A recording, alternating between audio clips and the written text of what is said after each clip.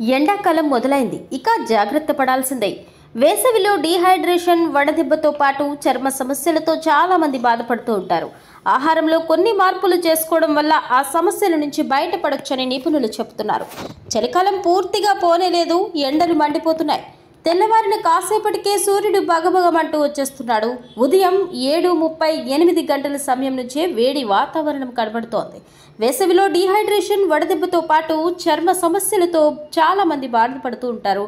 ఆహారంలో కొన్ని మార్పులు చేసుకోవడం వల్ల ఆ సమస్యల నుంచి బయటపడొచ్చని నిపుణులు చెబుతున్నారు. అవేంటో చూసేద్దాం. వాతావరణంలో చోటు చేసుకునే మార్పులు మన శరీరం, ఆరోగ్యంపై ప్రభావం చూపుతాయి. వాతావరణాన్ని బట్టి మనం తీసుకునే ఆహారంలో మార్పులు చేసుకున్నప్పుడే అనారోగ్యాల బారిన పడకుండా మనల్ని మనం రక్షించుకోగలం. ఎండాకాలం శరీరం చల్లబడడానికి నీటి శాతం ఎక్కువగా ఉండే తాజా పండ్లు, కూరగాయలు తీసుకోవాలి.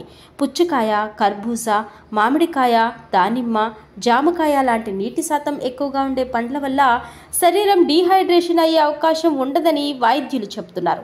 ఇక కూరగాయల్లో కీరదోస, దోసకాయ, క్యారెట్, సొరకాయ, బీరకాయలు వంటి నీటి శాతం అధికంగా ఉండేవి తీసుకుంటే వేసవిలో ఆరోగ్యానికి ఎంతో మేలు చేస్తుంది. ఎండ చర్మాన్ని రకరకాలుగా దెబ్బతీస్తుంది. కాబట్టి చర్మ సౌందర్యాన్ని కాపాడుకోవడం మీద ప్రత్యేక శ్రద్ధ అవసరం.